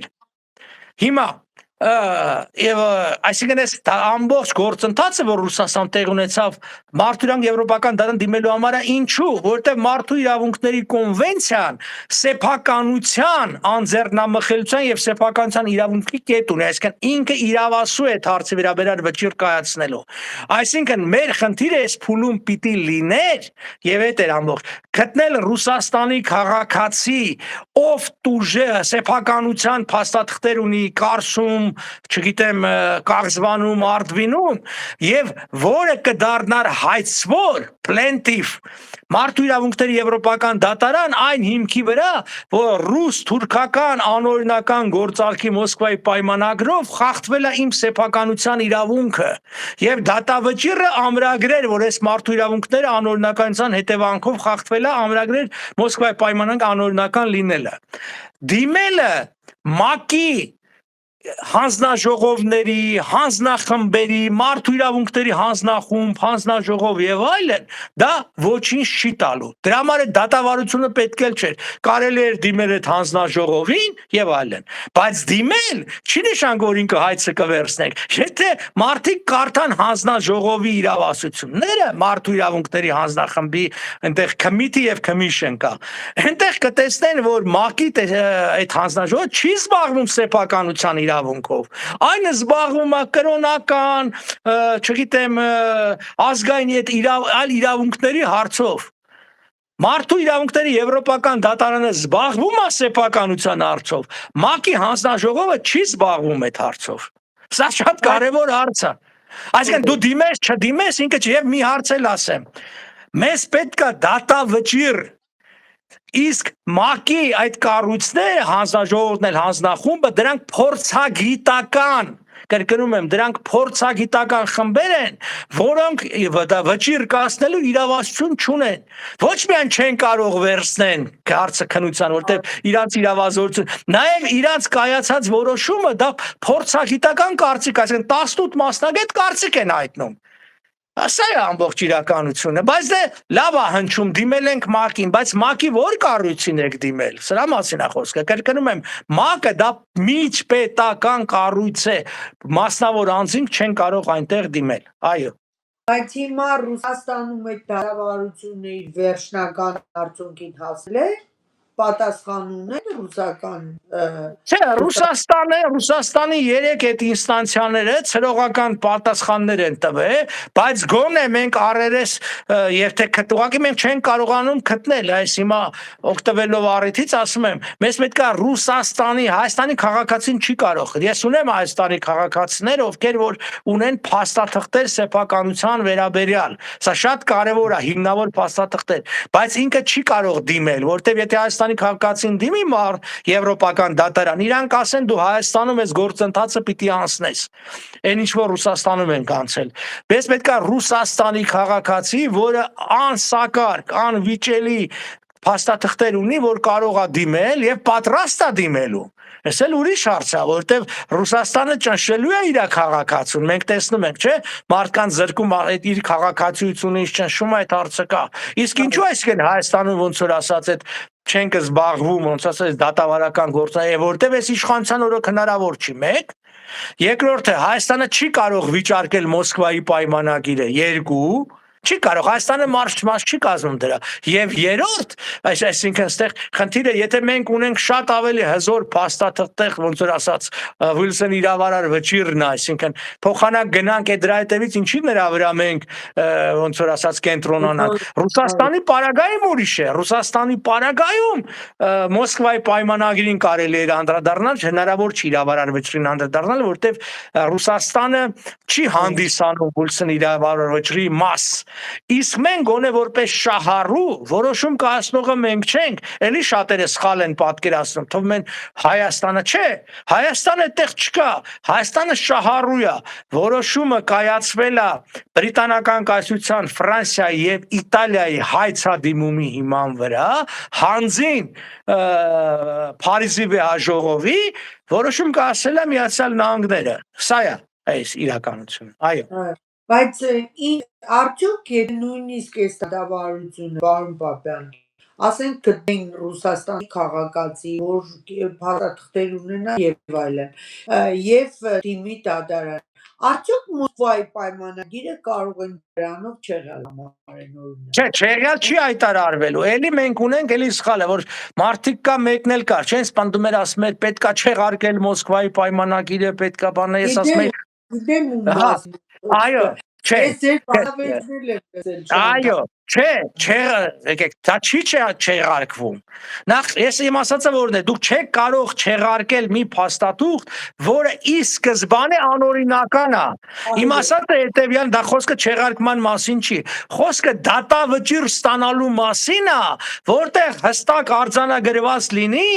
որ ռուս-թուրքական անօրինական գործարքի պատճառով ոչ թե չեղարկում է, այլ տալիս է իր դատական գնահատականն է տալիս, անօրինական գործարքի հետևանքով, օրինակ համար Պողոսյան Վարդանուշը կորցրել է իր սեփականությունը, այսինքն ինքը քննարկելու է սեփականության հարցը, հիմա սեփականության կորստի հարցը պետք է ինքը հիմնավորի ինչի վրա, մեզ պետք է այդ ձևակերպումը, որ այդ անօրինական գործարքի, թե չէ չեղարկել հնարավոր չի, միջպետական փաստաթուղթը այդ ձևով չի չեղարկվում, միջպետական փաստաթուղթը չեղարկվում է այն բանի վրա, իսկ դա իմիջիալով չեղարկված է Մոսկվայի պայմանագիրը, դա չեղարկված է 1925 թվականի Փարիզի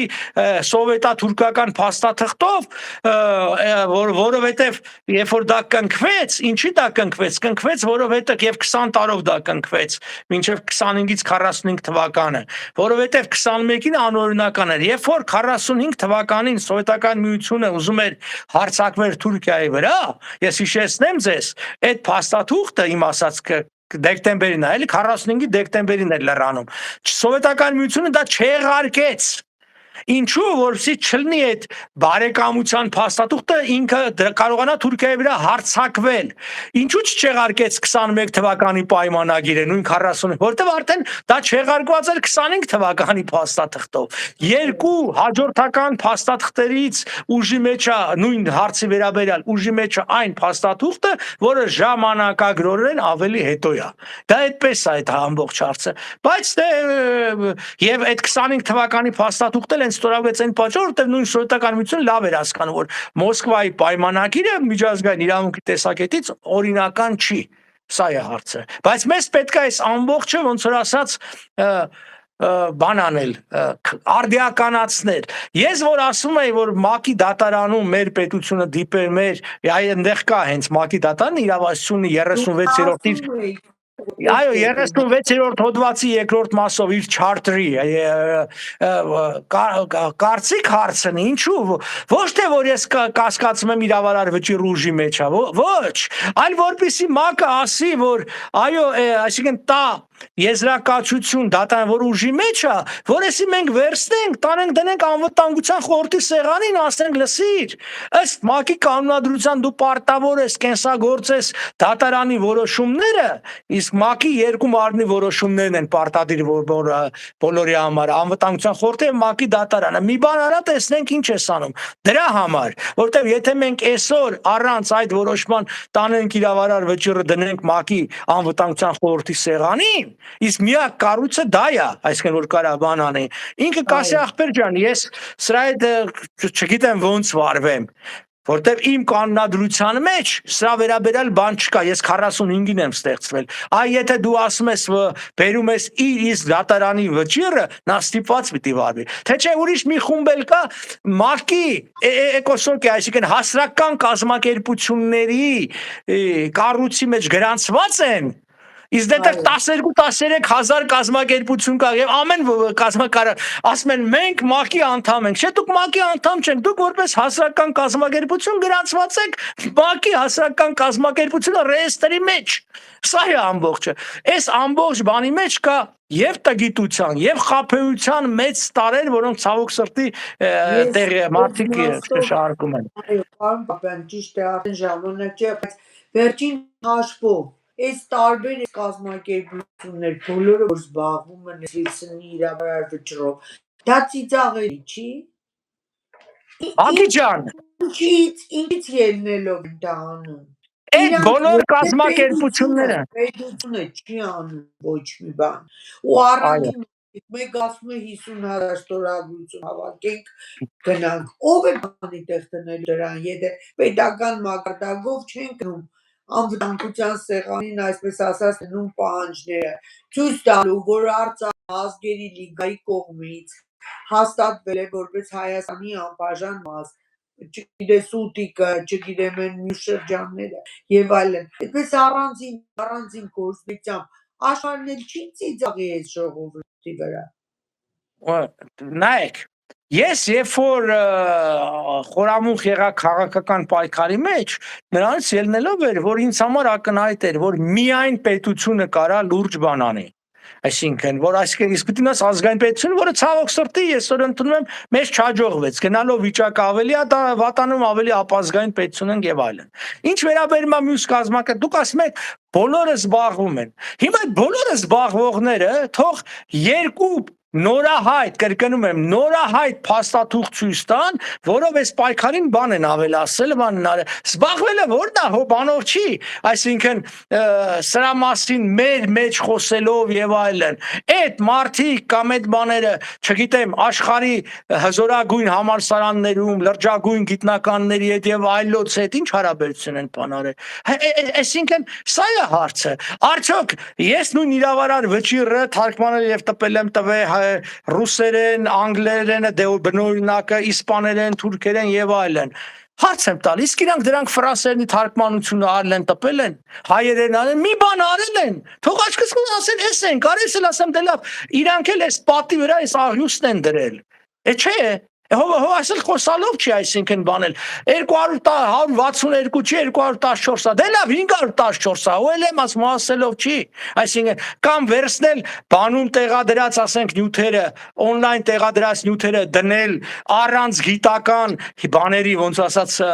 ծանոթագրությունների հստակ եւ բանը դնել ինչ որ վերատպել հո դրանով չի, այն էլ անգամ բան չանել, կարևորագույն համալսարաններին չտալ եւ այլն։ Այս հասկանում եք, սա է հարցը, ամեն ինչ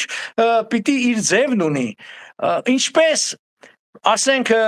կան բժշկության մեջ զբաղվող, այսինքն չէ պրոֆեսիոնալ մարդիկ, ովքեր բաներ կան, այսինքն այսպես ասենք, ամեն մասնագիտություն պահանջում է պրոֆեսիոնալիզմ։ Պրոֆեսիոնալիզմը դա գիտելիք է, փորձ է, աստվածատուր շնորհք է, միլիոն բան, այդպես է։ Իսկ միջազգային իրավունքը, միջազգային հարաբերություններն ավելի բարձր են։ Եթե մարդիկ դա զբաղվում են որպես պարապ վախտի խաղալիք, ինչպես Խաչատուր Աբովյանն էր ասում, այդ չի կարող լինի։ Դրա համար այո, մենք չենք հասնում լուրջ հաջողությունների, որովհետև սա հսկայածավալ աշխատանք է քաղաքական մեջ օժանդակությամբ, աջակցությամբ։ Տեսեք, Արևմտյան Ադրբեջանի հարցը, որը Ալիևը առաջ է տանում,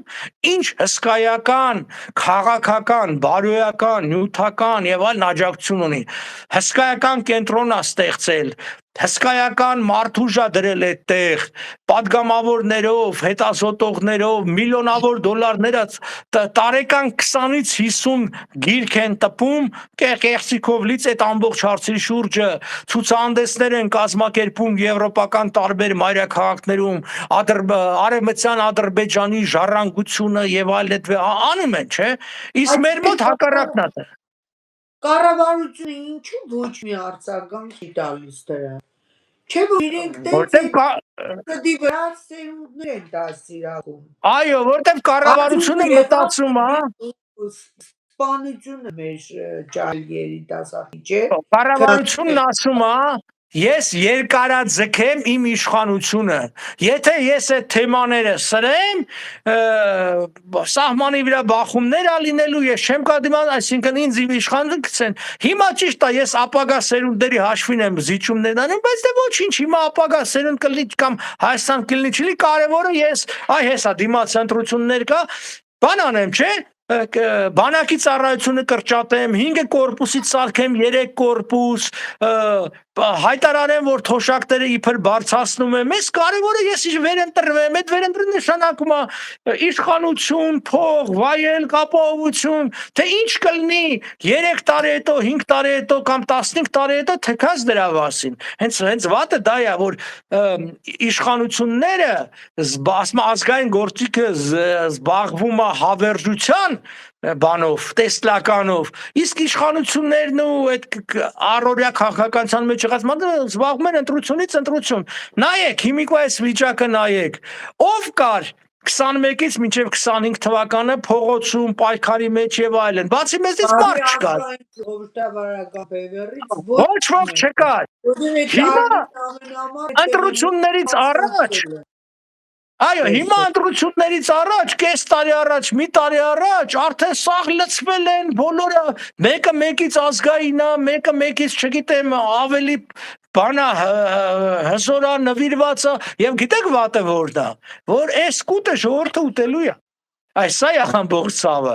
Ժողովուրդը չի նայել ով ինչ արե նախորդ 4-5 տարվա մեջ կամ ով ինչ անում այսօր նույն, չգիտեմ, Վաշինգտոն կամ այն գաղափարները, որ այսօր պետությունը աղավաղելով, բայց մասամբ իրականացնում է, դա բևեռի գաղափարներն էր։ Միակ ուժը, որը խոսում էր Ամերիկայի հետ հարաբերություններ զարգացնելու օգտինը, բևեռն է, չէ՞ եղել։ Նայեք մեր 21 թվականի նախընտրական ծրագիրը, նայեք 18 թվականին, այդ մենք ենք եղել։ Բայց այսօր մեզ զրպարտում են, ուզում են պրոռուսական ներկայացնել, իրանք որ սաղ կյանքում ռուսներին են գովեև շահել են ռուսներից, անգամ վճարվել են, ոմանք այսօր էլ են վճարվում ռուսներից, բայց չգիտես ինչու, այսպես հակառուսական բան են խոսում, ճառեր են ասում, բաժակաճառեր։ Պարոն Պապյան, որ սուտ արմտամետ են դևանալու, բայց հետո իրենց այլը տալու են Իհարկե, մենք դա տեսել ենք, ինչա կարող է Երևանի քաղաքային ընտրությունների ժամանակ, այսինքն բան չեղավ, մարդիկ կան, որ իբր ընդդիմություն էին, հետո միացան նույն Ավինյանին։ Ավինյանը ո՞նց դառավ քաղաքապետ, այսպես կոչված ընդդիմության քվեներով։ Մենք չմասնակցեցինք այդ ընտրություններին, որտեղ հասկանում ենք, որ մենք չենք կարող մեծամասնություն ձեռք բերել, բայց մտնել այդ կեղտոտ խաղերի մեջ եւ բան անել, ինչ ասեմ, պարզապես օգտագործել այդ բեմը հերթական ճառեր ասել, մեզ պետք չի։ Մենք հասկանում ենք, որ նույն տեղական ընտրությունները, հենա տեսեք, տեղական ընտրություններին քանի ընդդիմադիր քաղաքապետ ու համայնապետ կա, բա ուր են դրանք։ Կամ ծախվեցին, ստիպեցին, կամ հայտնվեցին բանտերում, կամ իրենց համայնքները այսօր անտերության են մատնված։ Հայաստանում քաղաքական իշխանությունն է հարցը լուծող, Հայաստանը Ամերիկա չի, որտեղ Թրամպը մի բան ասի, Կալիֆոռնիայի նահանգապետը կարողանա մի բան ասի։ Հայաստանում, երբ որ դու տեղական ինքնակառավարման ներկայացուցիչ ես անգամ ընտրված, ուրեմն դու պետք է հասկանաս մի բան, քաղաքական ուժը պետք է հասկանա մի բան, կամ ինքը պետք է մատաղացու սարքի իր այդ տեխնացուին, եթե նա ազնիվ է, կամ պետք է ծախվի։ Իսկ մենք չենք ուզում ոչ ծախվենք, ոչ էլ բան անենք, մատաղացու սարքենք մեր համախոհներին։ Կայուն ձեր զանգվածը, ձեր համակիրները ունեք, որ կայուն իհարկե շատ են պառակել, շատ են վարկաբեկել, էդ էլ ասեմ։ Այո, Էլի նվիրալները մնացել են ձեր շուրջը։ Պարոն Պապյան, ցավոք սրտի, շատ եմ ափսոսում, մեր ժամանակը մոտենում է իր ավարտին, բայց հուսամ մենք նորից էլի հանդիպենք, որովհետև ինձ թվում է շատ թեմաներ կա քննարկելու ընտրություններից առաջ, նաև քննարկենք ձեր մասնակցության եւ չմասնակցության այո, հարցը։ դրա շուրջ մենք ունենք քննարկումներ, ունենք կարծիքների բախումներ, շատ բան է գնում, բայց անընդհատ է դրա շուրջը կա, տեսնենք վերջնական երբ որ մի որոշման գանք եւ այլն։ Բայց ես ուզում եմ ասել մի բան, մեզ համար պայքարը գաղափարական է։ Գաղափարական առումով մենք ահագին հաջողություններ ունենք, վարչական առումով ոչ, այսինքն այդ ամբողջը, բայց միևնույնն է, երբ որ աշխարհակական վիճակը փոխվի, այդ ժամանակ էլ ոնց ասած գալու է մեր ժամանակը։ Նորից եմ կրկնում, մենք շատ առաջ ենք մեր ժողովրդի մտածողությունից եւ իրավիճակից։ Դրա համար էլ մենք չենք գնահատվում, բայց մենք արժևից ում վրա են կրակում։ Արժևից գնացող դրոշակակիրի։ Բանից էիք զգուշացնում Արցախի մասին, Այո, չլսեցին ցավոք սրտի Հայաստանի անկախ Արցախ գաղափար Հայաստանից կողելու համար ամեն ինչ էլ գիտենք, հիմա կոնե հետևություններ անեն, կոնե։ Այո։ Ինչ ասել, ուրեմն սիրով նորից կհանդիպենք։ Սիրով ասում եմ նորից կհանդիպենք առաջիկայում որոշ ժամանակի տակ։ Որովհետև ես կարծում եմ, որ այս զրույցը կիսատ մնաց եւ հաջորդ անգամ կշարունակենք մյուս ավելի կարևորագույն հարցեր քննարկել։ Սիրելի հանդիսատես, շնորհակալ ենք ձեր մասնակցության համար, պարոն Պապյան, շնորհակալ ենք ձեզանից, ձեզ մաղթում ենք քաջ առողջություն, դուք մեր ժողովրդի համար շատ կարևոր մարդ եք, դուք գանձեք եւ ձեզ պետք է այսպես պահպանենք, որտեղ մենք գնալու ենք մեր երազանքների իրականացմանը ձեր առաջնորդությամբ, Հյուսնի իրավարար վճիռը ի կատարածելու։ Սիրելի ժողովուրդ, շնորհակալություն, ստեսություն ձեզ, մինչ հաջորդ հանդիպում։